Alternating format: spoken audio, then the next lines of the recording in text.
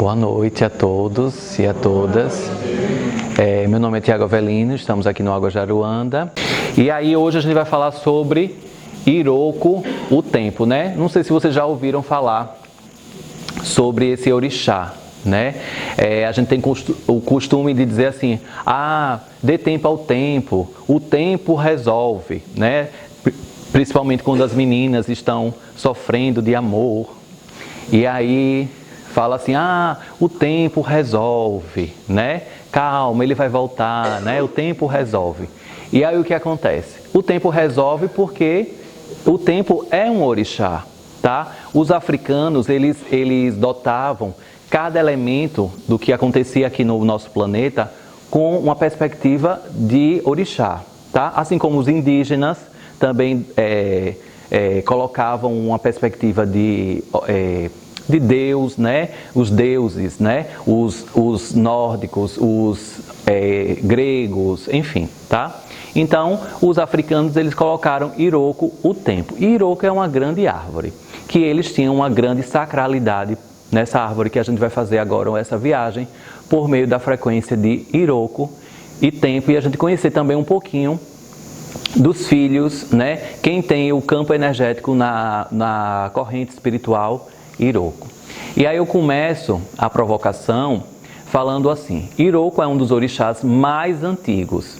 Ele representa o tempo e rege a ancestralidade. Então, quando a gente está falando, eu acessei a minha ancestralidade, eu acessei a minha vida passada, honrar os ancestrais, honrar a minha árvore genealógica. Na realidade, isso tudo só é permitido graças ao orixá tempo, de acordo com a perspectiva dos africanos. Então veja quanto profundo e ao mesmo tempo quanto tempo Iroko faz parte da nossa vida. Porque toda vez que a gente invoca passado, presente e futuro, a gente está invocando a frequência de Iroko. Eu só consigo alcançar algumas questões minhas no meu futuro graças a Iroko. Eu só consigo resolver algumas coisas do meu passado graças a Iroko. E só consigo vivenciar o presente dentro das aparentemente 24 horas, né? Porque existem várias teorias que o nosso dia não mais tem 24 horas, né? Numa perspectiva da física quântica, graças a Iroko também. Então, ele foi a primeira árvore plantada na Terra, por onde desceram todos os orixás. Eu vou parar aqui. A primeira árvore plantada no planeta Terra, onde descem todos os orixás. Não sei se vocês já observaram, né, quem já teve a oportunidade de receber atendimento do outro lado, não nesse salão, mas no salão que está do outro lado, aqui dentro do Água Jaruanda, que tem um quadradinho amarelo no meio do salão, tá? Então, todas as casas de cultura africana, quer seja da Umbanda, quer seja do Candomblé, colocam fundamentos, né, liturgias no campo central do salão, tá? Que a gente chama de Itoto, em homenagem a Iroko. Por quê? Em árvores ancestrais do nosso povo, né, ou seja, do povo africano, eu digo nosso povo porque todos nós temos sangue africano, quer você seja branquinho dos olhos azuis, né, mas você tem pelo menos 5% de sangue negro de pessoas que foram escravizadas, né? Não foram escravos, pessoas que foram escravizadas. Então, diante de uma pesquisa que saiu, né, eu acho que há uns 5 anos atrás, que a pessoa mais branca do país tem 5% de sangue negro. Então, é o nosso povo também, né? Então, as casas de cunho africano, né, de origem africana, preservam esse campo no centro do salão, onde as liturgias acontecem, em homenagem a essa árvore sagrada, onde os orixás eles descem para abrilhantar as reuniões espirituais. E assim como os pretos velhos, os caboclos, os exus e tantas outras entidades e guias espirituais que descem nos salões para prestar um atendimento e prestar toda uma perspectiva espiritual, tá? Então, só para vocês entenderem, porque sempre no meio do salão de casas de matriz africana, sempre tem aquele quadradinho amarelo, existe uma perspectiva de fundamento no meio, porque é em homenagem a Iroko, porque é Iroko que abre o portal do tempo e permite que as forças da natureza se materializem ali no salão. Por este motivo, ele é o líder de todos os espíritos das árvores sagradas. Então, essas árvores sagradas, leia-se todas as casas espirituais que preservam uma ordem, de uma perspectiva de um totem, né, energético espiritual, para que os guias, os orixás, eles venham nos abençoar e prestar os seus atendimentos necessários. Esse orixá não costuma baixar nas gírias. Baixar significa o quê? Se manifestar, tá? Então, Iroko, ou tempo, ele não costuma, eu não estou dizendo que ele não incorpore, que não se manifeste. Ele não costuma incorporar ou manifestar, melhor dizendo, em rituais, mas extremamente respeitado nos terreiros. Este orixá é quem direciona o início e o fim de todo o ciclo. Então, assim como o Molu, ele dá o primeiro sopro da vida. Então, a criança, quando ela enche os pulmões pela primeira vez, ali o Molu, ele deu o primeiro sopro da vida. Assim como a pessoa, quando vai morrer, quando está na hora de desencarnar, dá o último suspiro, o Molu, ele pega aquele primeiro sopro que ele deu, que ele concedeu lá no início, ele pega também no final ali da vida, da matéria. E Iroko é ele quem permite toda a cronologia da sua vida. Então, fulano viveu 50 anos, graças a Iroko, graças ao Orixá Tempo. O Orixá Tempo quem regeu toda a cronologia ali da pessoa, tá? Não é interessante, gente? É um orixá que a gente está imerso e que a gente não presta atenção muitas vezes, né? A gente vai passando meio que batido, né, por esse orixá, sendo que eu acho que é um dos principais orixás, porque como eu coloquei aqui, principais que eu diga sem colocar ranking, tá? Um dos mais antigos, digamos, orixás, porque aqui, como eu coloquei, foi a primeira árvore, ou seja, o primeiro fragmento de totem que existiu no nosso planeta. Então, as civilizações atlântidas, lemurianas e tantas outras, os egípcios e tantas outras civilizações que aqui já habitaram, sempre ritualisticamente, sempre eles colocavam o centro. Se vocês forem lá visitar a civilização asteca, Inca, né, quem tem a oportunidade de ir no México, no Peru, vai observar que nos templos sempre tem um campo central. E que naquele campo central é o Orixá Tempo, porque é a ancestralidade a esse totem, a essa grande árvore sagrada. Na Babilônia e Mesopotâmia, veja como o Orixá Tempo já era cultuado aqui dentro do nosso planeta, tá? Na Babilônia e na Mesopotâmia, ele é o leão alado Enki. Daqui a pouco eu vou mostrar a foto, tá? Responsável pelos humanos desde o nascimento até o infinito espiritual. Ou seja, veja como a civilização da Babilônia e da Mesopotâmia não acredita em fim de ciclo, mas até o infinito espiritual, porque é assim que os africanos também entendem. Nós nascemos de uma fonte criadora, tá? E vamos sempre para o infinito espiritual, dentro de experiências humanas ou próximas do que seja humana, tá? Quer seja no planeta Terra ou em outros planetas ou em outras dimensões, dentro das nossas reencarnações, que obviamente a gente só não reencarna no planeta Terra. A gente reencarna em outros tipos de dimensões e planetas também, né? Precisamos nos abrir para uma reflexão acerca disso também. Na cultura maia, ele é Virocacha e na Inca, ele é Teotihuacan. Ambos responsáveis pelo início e fim de todas as coisas. Então, quando você começa algo na sua vida, de acordo com essas civilizações, o tempo ele abriu o portal. E quando você finaliza, o tempo finalizou o portal. Então, quando a gente acorda, o templo abre o portal para uma nova experiência. Quando a gente vai dormir, o Orixá Tempo ele fecha o ciclo desse dia. E assim sucessivamente, tá? E assim, quando a gente se entrega ao sono, o templo abre novamente o portal do tempo. Quando a gente acorda, novo tempo. Então, a todo instante, a gente está acessando os portais de tempo. Aqui é o leão alado, tá? Dos mesopotâmios, da Babilônia. Aqui é a perspectiva maia e aqui é a perspectiva inca, tá?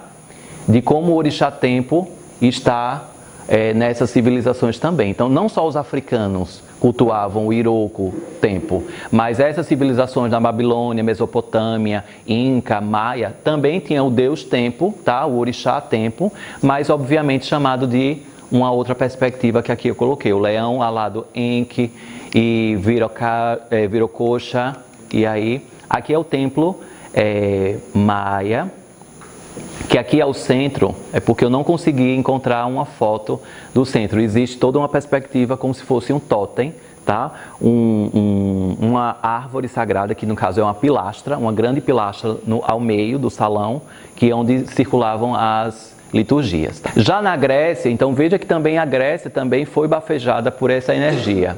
Ele surge como Cronos, tá? O deus do espaço e do tempo. Não sei se vocês já assistiram aquele filme Fúria de Titãs, tá? E aí Fúria de Titãs fala um pouco sobre o deus Cronos, tá? Que na realidade é o deus do espaço e do tempo, que para os africanos, os iorubanos, era Iroko, tempo. No Egito ele é o deus Anubis. Então algumas pessoas acham que Anubis seria a representatividade africana de Omolu ou Obaluaê.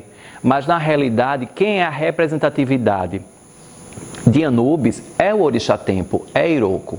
Ele quem inicia e finaliza os ciclos até o infinito da nossa alma. Então, aquele que guia a passagem sem fim do nascimento ao vale da morte. Então, ele é quem conduz esse espaço-tempo do desencarne. Então, quando sua alma desacopla do seu corpo para o vale dos mortos, ou seja, para a dimensão dos mortos, tá? Então, nessa viagem dentro desse tempo, tá? Ilusório ou não, mas é o orixá tempo que faz esse traslado da sua alma para as novas moradas de perspectivas de consciência. Não é interessante, gente? Ó, Grécia, né? Egito. Então, todas essas grandes civilizações, né? Diante desses grandes laboratórios que aqui tiveram e deixaram, né? Tanto que é tão planejado de uma maneira tão robusta que até hoje, né? Que a gente já teve lá no Egito. E é muito forte ainda o campo energético das liturgias, né? Nós fizemos um campo de imersão por 10 dias lá no Egito e visitamos vários templos. E quando você chega no templo, quem tem um pouco de clarividência, imediatamente percebe que ainda as liturgias estão acontecendo. Então, a civilização não está fisicamente, mas elas mudaram de dimensão e as liturgias ainda acontecem sim nos templos, tá? Aqui é o deus Cronos, tá? Ó, e veja que ele tem uma ampulheta, né? Que é o deus do tempo e espaço, tá? O deus Cronos, e aqui é uma representatividade de Anubis, né? Com a balança do coração da pessoa, né? Porque quem também assistiu, eu acho que é Deuses do Egito, o filme, Deuses do Egito, né? Que no filme Deuses do Egito, eu só vou falar o que pode falar, tá, gente? Não se preocupe que eu não vou dar spoiler, né? No filme Deuses do Egito tem uma cena em que uma personagem, ela desencarna, tá? E ela vai seguir no caminho de tempo, ou seja, no caminho de Iroko, tá? Guiado por Anubis, né? Guiado por Anubis, e vai chegar em um momento que vai ter essa representatividade da balança, tá? Se o coração dela era bom, tinha uma situação, se não era bom, tal. E na perspectiva está apenas uma pluma, tá? Uma pena. Então o coração dela tinha que ser mais leve do que uma pluma. Aqui no Brasil, sua presença encontra-se na árvore da gameleira branca. Porque vocês podem dizer assim, qual é essa árvore, né, sagrada que chegou aqui no Brasil? Os africanos, né? As pessoas que foram escravizadas, que chegaram aqui no Brasil, cultuavam qual árvore aqui no Brasil? A gameleira branca ou figueira branca, tá? Como respeito e sinal de sua energia. É de costume amarrar um ojá, ou seja, um pano branco, tá? Porque ojá é um nome em africano, tá? É um pano branco, fazer um laço com um tecido branco em seu tronco. Então fica mais ou menos dessa forma. É como se eu estivesse vestindo a árvore, tá? Então eu pego um ojá, pego um pano branco em reverência a essa força e dou esse laço que ali está a guiança de Iroko ou tempo, tá? Geralmente as casas têm suas árvores sagradas, tá? Quer seja energeticamente, em pontos, tá? Ou fisicamente. Quem tem a oportunidade, porque a gameleira também é uma árvore muito grande. Então ela exige um espaço muito forte, porque as suas raízes são bem robustas. Então geralmente em terreiros mais antigos, tá? Tem as suas gameleiras, porque aí geralmente os terreiros eles nasceram em chácaras, em fazendas, então a área era bem melhor Hoje nós urbanizamos um pouco e às vezes ter uma gameleira dentro de um terreiro de umbanda ou de candomblé, às vezes é um pouco difícil encontrar hoje, tá? A não ser que sejam aqueles mais afastados ou os mais antigos. Tanto no candomblé como na umbanda, desrespeitar o nome de Iroko é o mesmo que blasfemar e difamar toda a sua ancestralidade. Então você tem que sempre prestar atenção, quem é do axé, quem segue os ritos africanos, né? Essa religiosidade africana, precisa sempre prestar atenção. Tá? Geralmente nas casas espirituais de matriz africana existe uma bandeira branca, não sei se vocês já observaram, existe uma bandeira de tempo, é a bandeira que fica ali anunciando que ali é uma casa que tem uma perspectiva de matriz africana. Aqui no Água de Aruanda nós temos, fica num cantinho, lá no cantinho, e ali nós temos uma bandeira branca. Até muitas vezes as pessoas de matriz africana falam assim, cuidado que se você não se comportar, isso um sacerdote para com o seu filho, cuidado, né? Fala assim, cuidado, você tem que se comportar corretamente, porque senão você vai colocar meu nome na bandeira de tempo, ou seja, você vai expor o meu nome para a sociedade de maneira ridícula. Tem que ter cuidado, né, para não blasfemar e difamar toda a sua, toda a sua ancestralidade, o seu sangue, as suas raízes e recusar a sua proteção divina, tá? Então a gente olhar para a nossa ancestralidade, diga-se, não é só pai, mãe, avô, avó, é tudo que a gente já foi algum dia dentro dessa existência, tá? Porque a ancestralidade a gente precisa refletir um pouco perpassando os vínculos sanguíneos, mas as ordens mesmo de reencarnação, de que nós fomos nessa existência desde a nossa fonte de origem, desde o início de tudo. E aqui, interessante, só voltando, eu coloquei de propósito em negrito, porque tanto no candomblé quanto na umbanda, porque às vezes as pessoas pensam que tempo é somente cultuado nos terreiros de candomblé, tá? Mas tempo também é consagrado nos terreiros de umbanda, principalmente porque aqui no Brasil, tá? A umbanda ela nasce de uma perspectiva de ritos do candomblé, tá? Só que nasce também o quê? Abraçando outras entidades que aqui se manifestaram por conta da nossa ancestralidade raiz. Aqui tem os índios, aqui existiram tantas outras perspectivas, né? Os Exus são frequências mais de ordem mais terrena, né? Mais próxima da gente, que na África existe um culto chamado de Bombodila, né? Falando em africano, que é o culto ao orixá Pombagira. Então lá na África, a Pombagira é um orixá, tá? É um orixá, porque lá na África existem mais de 230 orixás.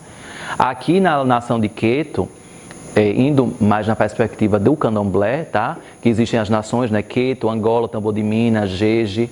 Existem, né, 16 orixás, 16 forças concatenadas aí nesses orixás. Mas se a gente for lá para a Nigéria, que é a origem da nação Queto, a gente vai encontrar mais de 230 orixás. Agem nas mudanças climáticas e nas variações do tempo. Então, daquela perspectiva que a gente sai de casa chovendo, daqui a pouco fica sol, ou a gente sai no sol, daqui a pouco chove, daqui a pouco muda o tempo, né? Esfriou, né? Isso daí é o orixá tempo regendo tudo isso. Acompanha e cobra o cumprimento do karma de cada um de nós, porque o tempo está passando. Não sei se vocês já tiveram essa sensação, ai meu Deus, eu tenho que fazer alguma coisa porque o tempo está passando. Ou seja, você fala do orixá tempo às vezes sem saber, né? Ou seja, o orixá tempo está regendo na minha vida e eu preciso tomar uma atitude. O tempo, eu estou perdendo tempo. Né? Eu preciso encerrar esse ciclo porque na realidade eu estou perdendo tempo, ou seja, estou perdendo tempo, invocando a energia do orixá tempo. Então todos os seres humanos acredito que sempre invocam, de uma maneira ou outra, o orixá tempo, né? Estou perdendo tempo, eu preciso agir porque o tempo urge, né? Não tem essa questão, determinando o início e o fim de tudo. É um orixá raro, de poucos filhos. É muito difícil uma pessoa ter de frente o orixá tempo, tá? Ser filho de frente do orixá tempo, é muito difícil. Tempo rege as estações do ano, principalmente, então, primavera, verão, outono, inverno. Então, a mudança das estações do ano, sair uma estação, entrar a outra, quem faz isso acontecer é o Orixá Tempo. Então, nas cidades que caem neve, então aquele início de queda das folhas, né, que é no outono, para a chegada do inverno, e aí o congelamento dos lagos, e tanta, né, a transformação em neve, depois o degelo, isso tudo quem faz é o Orixá Tempo, tá? É apaixonante, né, gente? Eu falo isso com muita emoção, porque eu sou apaixonadíssimo por todas essas perspectivas de manifestação energética, porque a gente não precisa idealizar ninguém, a gente basta sentir no nosso dia a dia, tá? Basta sentir. Está ligado ao frio, ao calor, à seca, às tempestades, ao tempo pesado e ao ambiente agradável. É o senhor da cronologia e da meteorologia. É o responsável pelas catástrofes que assolam a Terra. Veja que interessante que eu vou ler agora. As quais vêm advertir a humanidade que precisa zelar pela natureza e não dominar a sua força. Então a catástrofe, quando acontece, na realidade não é um castigo. Ai, meu Deus, aquela comunidade foi castigada. Na realidade, o Orixá Tempo está utilizando daquela catástrofe para nos chamar a atenção, de dizer que a natureza é muito mais poderosa do que nós, seres humanos, tá? Então, o Orixá Tempo é tão inteligente que ele utiliza de algumas catástrofes, de algumas enchentes, de algumas questões, né, que acontecem, de queimadas. Às vezes um vulcão, ele entra em erupção ali, né, acabando com alguns tipos de perspectivas de plantações, civilizações às vezes, mas para chamar a atenção, às vezes, de desmatamentos, que como o João Gabriel falou, se a gente consegue agora dar uma perspectiva melhor dentro dessa questão da sustentabilidade, em 2050, com o que a gente produz agora, a humanidade ainda consegue viver tranquilamente. Por quê? Florestas não vão precisar serem desmatadas, né? Árvores não precisam cair para se transformar em pastos, porque a pecuária exige muito terreno. Então, se a gente se acorda agora para essa questão da sustentabilidade, árvores, várias questões de ordem ecológica não vão precisar serem exterminadas. Basta que a gente vá também fazendo a nossa parte, né? E aí a gente não precisa levantar bandeiras e sair fazendo grandes questões, não. A gente pode começar no nosso dia a dia e aí depois a gente vai se valendo de grandes proporções, porque cada um aqui pode fazer uma coleta seletiva dentro da sua casa, quem é síndico aqui pode implantar no seu condomínio, quem é de conselho de condomínio pode sugerir que naquele condomínio já tem uma coleta seletiva, tá? Então a gente pode fazer no ambiente de trabalho, nas universidades. Então a gente pode fazer, mas às vezes a gente fica numa letargia, achando que alguém sempre tem que tomar a iniciativa, né? Ah, eu vou esperar que alguém tome a iniciativa, tal. Mas por que não você fazer um movimento na sua universidade, né, professor? E aí a gente vai implantando toda uma perspectiva e vai sendo o projeto piloto. Eu adoro sair na frente, eu acho que é Exu, né? Vai fazendo, lançando projetos pilotos aí e vai. É o protetor das crianças indefesas. É invocado geralmente em situações difíceis, como quando ocorre o desaparecimento de pessoas. Veja que interessante, gente. Às vezes, assim, acontece alguma questão dessa, a gente não sabe, né? Dentro da cultura africana, a quem recorrer? Então, você recorre ao Orixá Iroko, a tempo, tá? Ou em sérios problemas de saúde físico ou mental. Tá? Então isso daqui é muito importante, né? Por isso que essa série de orixás que a gente está produzindo aqui no Águas, né? Fazer essas palestras, está sendo muito importante. A gente tem recebido várias mensagens, não só lá no YouTube, mas no particular, enfim, porque as pessoas precisam entender e ao mesmo tempo de uma maneira mais didática e desumanizando, né? Não aquela perspectiva aqui que o Água Jaruanda não faz, que é, ai, fulano... parece até que o orixá já encarnou aqui, já viveu, já teve marido, já teve sogra, já teve um monte de questão, tá? Não teve, são forças da natureza que se manifestam desde o princípio. Os filhos de Iroko são eloquentes, inteligentes, sábios, camaradas, alegres, óbvio, porque o orixá deles é tempo. Então, horas eles estão de um jeito, horas estão completamente com a casaca virada. Parece pessoas bipolares, habilidosos profissionais e seres dotados de nobres vibrações, tá? Carregam o perfil psicológico daquele que mais ouve do que fala. Geralmente é aquela pessoa mais introspectiva, tá? O do Orixá Tempo, tá? E é aquela pessoa que sempre é o grande conselheiro. É aquela pessoa que toda a sala sempre se organiza para perguntar a última opinião sempre vai ser geralmente do filho de tempo, caso ali aconteça, tá? Geralmente isso daqui fica a cargo de quem é filho de Oxalá, Oxalufã, tá? Sempre dá a perspectiva, dá o requinte final, bota a cereja ali no bolo, tá? Mas quando tem um filho de tempo, isso daí cabe geralmente a ele. Ele assume uma liderança em relação a isso. Seus filhos são dotados de grande senso de justiça, possuem caráter firme, sem hesitações. Adoram cozinhar, dançar, celebrar, conversar e quando envelhecem não perdem a jovialidade. O dia da semana, terça-feira. Então qual é o dia em que essa frequência está mais forte? Dia de terça-feira. O símbolo, a gameleira branca ou outra árvore, algum tronco, sempre simboliza esse orixá. É o elemento fogo, água, terra e ar. Óbvio, porque o orixá tempo ele rege todas as estações, todos os finais e inícios de ciclos, tá? As folhas, eu botei aqui algumas. A do próprio Iroko, né, da gameleira branca, flores brancas, orquídeas, isso tudo está reservado para Iroko. Os domínios, a ancestralidade, vida, morte, doenças, catástrofes, força da natureza, o próprio tempo, né?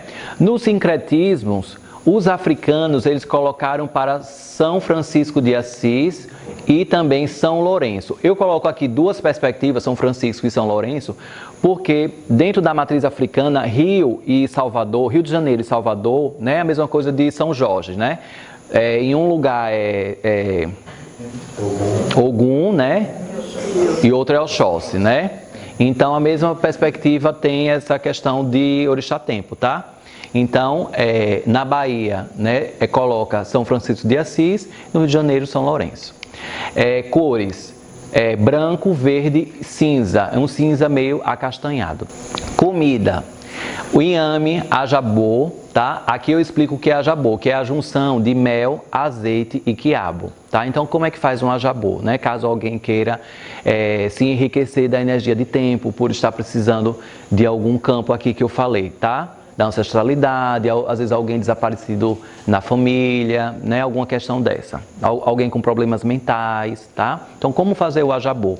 Você pega, corta bem picotadinho o quiabo, tá? Depois coloca um pouquinho de azeite, um pouquinho de mel. E ali você vai, como se tivesse, para dissolver aqueles pedaços de quiabo. Então, vai se transformar em uma pasta, tá? E aí você vai esquentar um pouco e você serve e pode comer tranquilamente. Tem o caruru, tem o feijão, o fradinho, o deburu, que são as pipocas, tá? Deburus em africano, né? Traduzindo deburus, que são flores, que também a gente utiliza para o molu, que são as pipocas, tá? As pipocas estouradas. Tem o acaçá, que é feito do milho branco, né? O ajabô já falei. A saudação, Zara tempo, tempo ió, Iroko que se lê, tá? E aqui eu separei uma oração para que a gente possa fazer, tá? Para a gente concluir essa perspectiva do orixá tempo. Então, peço que vocês que tiverem alguma intenção aí no orixá tempo, tá? Alguma questão da vida de vocês, aproveitem enquanto vocês falam essa oração. Então, vou pedir que vocês acompanhem, tá? Evoco a força de tempo, Iroko e Só, Ero, Iroko que se lê, que a sua coroa cubra o meu destino e traga prosperidade. Poderoso orixá, comandante das estações do ano e de minha vida, que eu seja seu filho abençoado pelas suas graças, que a névoa que existe hoje em meus passos possa se dissipar amanhã, com o poder do tempo, Iroko e Sou, Ero, Iroko que se lê. Axé. Axé. Muito grato, viu, gente?